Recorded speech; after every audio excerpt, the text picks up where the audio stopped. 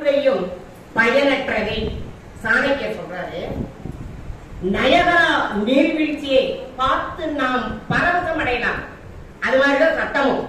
ஓ சட்டமா சூப்பரா அரசு சட்டம் போட்டிருக்குது. நயகரா வீழ்ச்சி மாதிரி அதுக்குள்ள போனோம்னா நம்ம வெளியே வர முடியாது. நயகராவை பார்த்து ரசிக்கலாம். நடுவரே அவ்வளவுதான் முடிஞ்சிருச்சு. குற்றால அருவி மாதிரி குளிச்சு சந்தோஷப்படக்கூடியது ஒழுக்கையா ஒழுக்கம். குற்றாலத்தில் அழகு வந்தப்ப எப்படி ஓட்டாங்க பார்த்தீங்கன்னா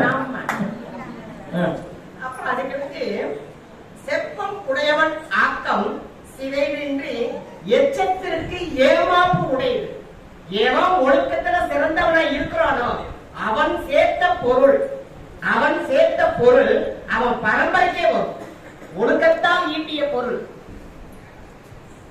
நம்ம எதிரணியில நம்ம அணி தலைவர் திரு சந்திரசேகர் ஐயா பேசினாரு. திக்குவாய்க்கு சரி பண்றதுக்காக இன்னொரு பொண்ணை கல்யாணம் பண்ணி வச்சு 3 மாசம் கழிச்சு பார்த்தா முடியல அப்படின்னு அந்த பொண்ணு சொல்லிடுச்சுன்னு சொல்றாரு. நீங்க அங்க போய் விட்டீங்க, எங்ககிட்ட வந்து விட்டுருக்கலாம்ல. அம்மா 10th தமிழ்ல அவனை பாஸ் ஆக்கிங்க அப்படின்னு சொல்லியிருந்தா சொல்லி அவன் படிச்சிருப்பான். அவன் இந்த மாதிரி இல்லையா அவன் பாடிக்கிட்டே நம்ம பட்டிமன்றத்துல வந்து சேர்ந்திருப்பான் கட்டாயம். அப்புறம் சட்டத்தின் சிறப்பை பற்றி நம்ம அணித்தலைவர் ஐயா அடுத்த வார்த்தையும் சொன்னாரு. பைக்ல ஒரு அம்மா வந்து இன்னொரு பைக்ல ஏறி போயிட்டு இருக்குது. அதை யாரையும் அடுத்த அனுப்புனது நம்ம சட்டம் தானே. காவல்துறை அதிகாரி தானே போன்னு அனுப்பியிருக்கிறாரு.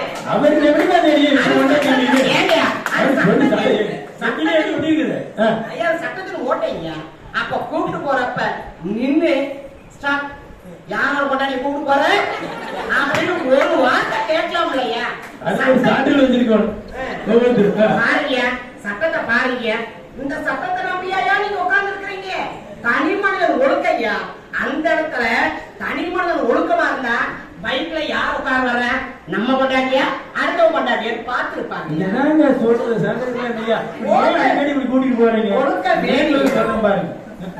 அப்புறம் நம்மளுடைய இளம் புயல் வந்தாரு வந்து அரசியல் சட்டத்தை அம்பேத்கர் புக்க படிச்சுட்டு வந்தாங்க. ஐயா நாங்க எல்லாம் மஞ்ச பையில ஒரு ஸ்லேட கொண்டு போனோம். ஆனா அந்த மஞ்ச பைக்குள்ள ஸ்லேட இருந்தது. இப்ப நீங்க கல்லூரி மாணவர்கள் பள்ளி மாணவர்களை பேக்கரைய மாட்டிட்டு போறீங்க. பேக்க திறந்து பார்த்தா ஒண்ணுமே இல்லையா? ஏண்டா இல்லன்னு டீச்சர் டென்ஷன் ஆயிடுவீங்க. அப்ப உங்க சட்டம் எங்கேயா போச்சு? பேக்க மட்டும் தானே சொல்றீங்க. அது மாதிரிதான் நம்மளுடைய ஒரு சட்டமும் அதே மாதிரிதான் இல்லைங்களா? அப்புறம் சொன்னாரு சொத்துரிமை. பார்வர்களுக்கெல்லாம் சொத்துரிமை வாங்கி கொடுத்திருக்கிறேன்னு. சொத்துரிமை மட்டுமா வாங்கி கொடுத்தாங்க? இன்னைக்கு அந்த என்ன பண்றாங்க, சொத்துரிமை மட்டும் வாங்கி கொடுக்கல, சொத்தை பிரிச்சு கொடுத்த உடனே அந்த கடன் இருக்கும் பாத்தியா, அந்த கடனு தான் எங்க தலையில கட்டுறீங்க. அது ஒழுக்கமா நான் ஏத்துக்கணும்ல.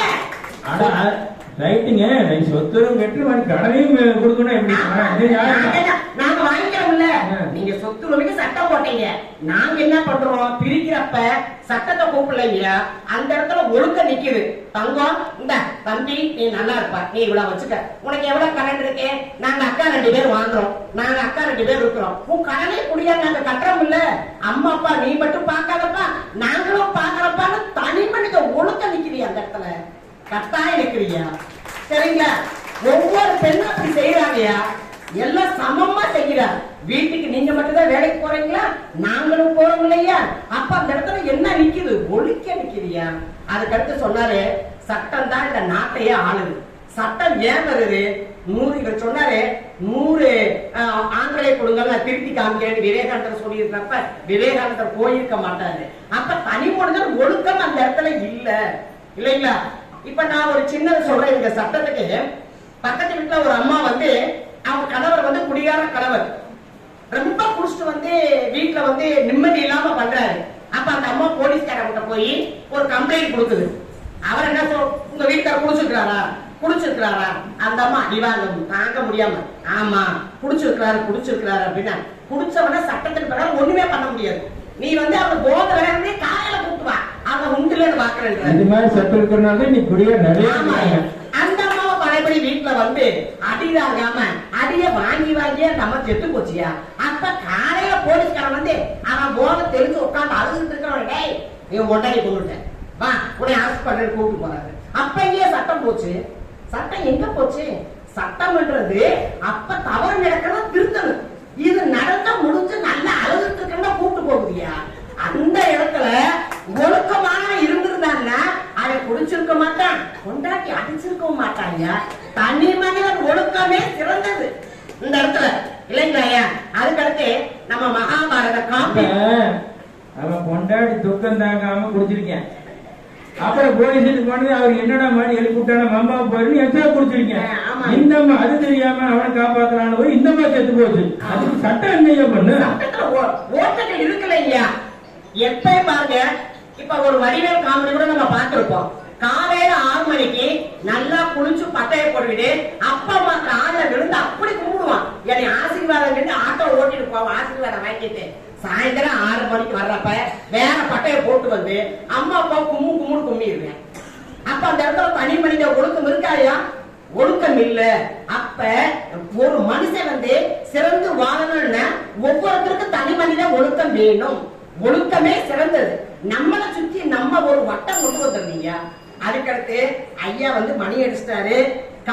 ராமாயணத்துல பார்த்தோம்னா ராமனுக்கு வந்து ராமனுடைய அப்பாவுக்கு வந்து 60,000 மனைவிகள் சொல்லுவாங்க. அப்புறம் 3 மனைவிகள் சொல்லுவாங்க. கையை தெரியும், கோசலை தெரியும், நடுவில் இருக்கிற சுமித்திரை வந்து நமக்கு தெரியாது. ஏன் தெரியாதுன்னா அந்த அம்மா ஒழுக்க நிலையில வாழ்ந்தவங்க. 14 ஆண்டுகள் காட்டு போக சொல்றது ராமனை. ஆனா கூட யார் அனுப்புனாங்க? தன்னுடைய மகன். கட்டாயம் அவர் படுற இன்ப துன்பங்களை கலந்துக்கணும். அதுதான் நியதி, அதுதான் ஒழுக்கம் அந்த அம்மா.